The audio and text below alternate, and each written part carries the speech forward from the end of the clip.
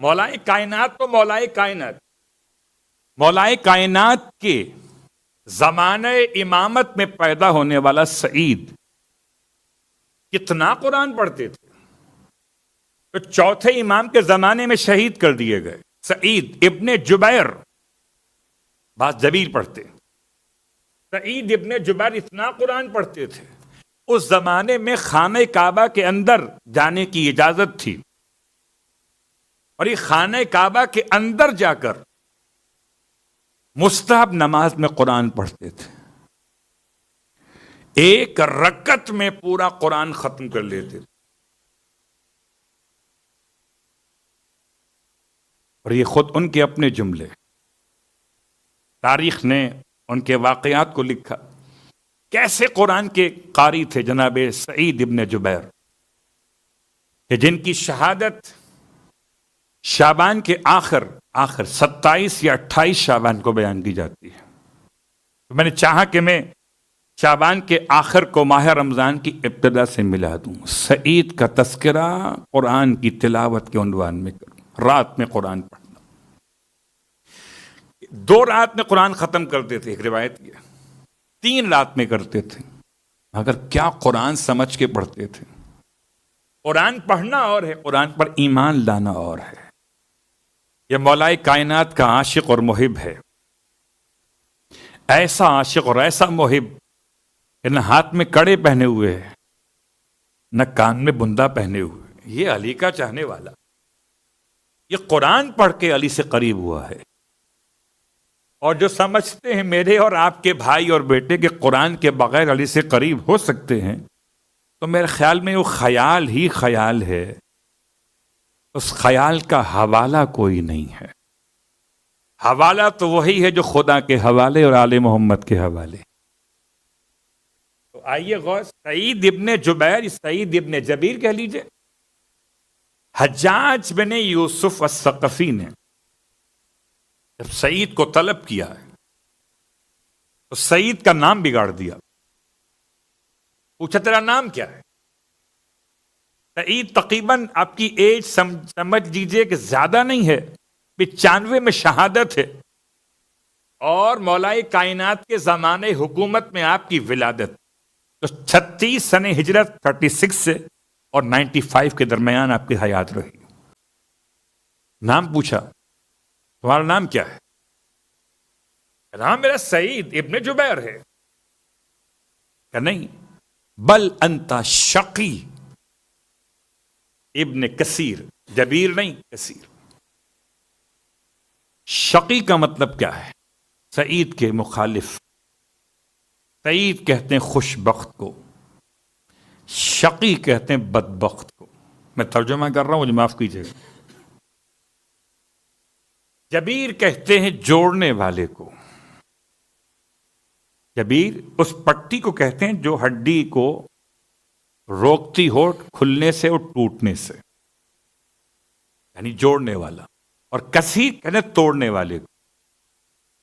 شقی ابن کثیر، نہ متاثر ہوئے سعید اور نہ گھبرائے، مسکرا کے فرمایا میری ماں تجھ سے بہتر جانتی ہے کہ اس نے میرا نام یہی رکھا تھا، سعید ابن جبیر۔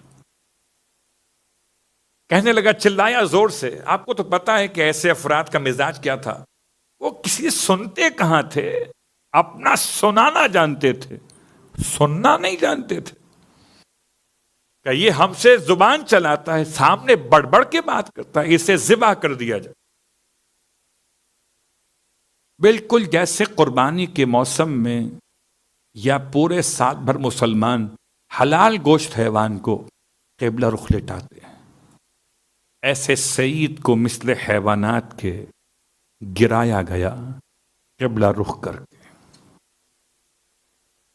اور جیسے ہی سعید کو قبلہ رخ کیا گیا ذبح کرنے کے لیے، کوئی اور ہوتا تو کہتا چھوڑ دے، بچے چھوٹے ہیں، گھر والے مشکل میں، اچھا کچھ نہیں کہوں گا۔ جو شہادت سے ڈرے وہ اور ہے، جو شہادت سے ملے وہ اور ہے۔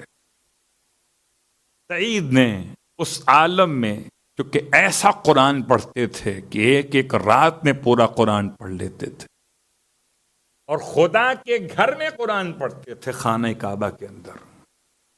ایک مرتبہ جب آپ کو ذبح کرنے کی رخ کیا گیا قبلے کی طرف، تو آپ نے آیت تلاوت کرنا شروع کی، وجہت وجہی للذی فطر السماوات والارض۔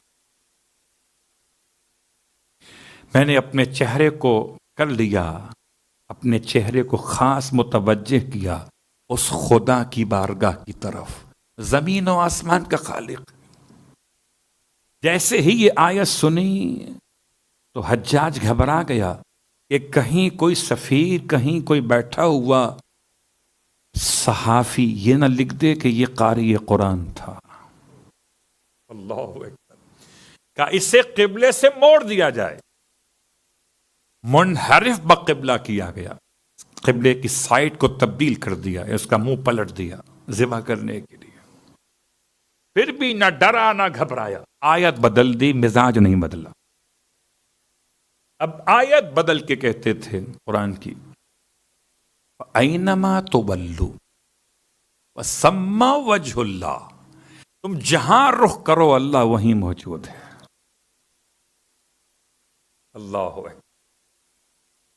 اور جب یہ آیت آپ نے سنی، آپ نے سبحان اللہ کہا، حجاج کا حال کیا ہوا ہوگا، غور تو کریں۔ وہ چلایا غصے سے کہ اس کا منہ زمین کی طرف کر دو، تو بجائے دائیں اور بائیں مشرق مغرب کرنے کے بجائے اس کا منہ گردن پکڑ کے موڑ دیا گیا زمین کی طرف۔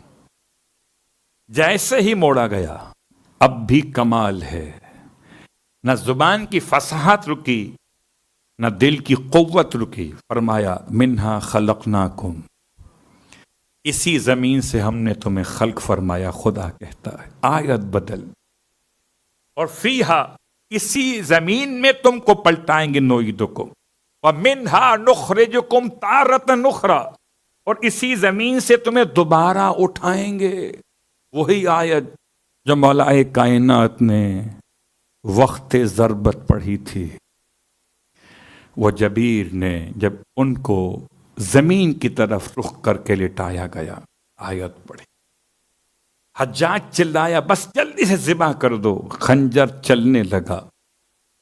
سعید کی دعا تھی، خدایا میں آخری شہید قرار پاؤں حجاج کے ہاتھوں۔ یہ نہیں کہا کہ مجھے بچا لے، میں آخری شہید قرار پاؤں، میرے بعد اب یہ حجاج کسی اور کو شہید نہ کر سکے۔ اللہ اکبر۔ خدا معلوم یہ ملعون کب تک زندہ رہتا، کتنے اور لوگ شہید کیے جاتے، مگر سعید کی دعا نے باقی آنے والوں کی زندگی بچا لی۔ اپنی زندگی کی دعا نہیں مانگی، اوروں کی حیات کی دعا مانگ کے چلے۔ سعید بس ایک جملہ میں سوچتا ہوں، آپ کو بھرے دربار میں ذبح کیا گیا، لوگ تماشا دیکھ رہے تھے، قرآن سننے کے باوجود بھی کوئی آپ کی حمایت میں نہ اٹھا، لیکن سعید آپ کو ذبح ہوتے ہوئے آپ کی بہن نے نہیں دیکھا۔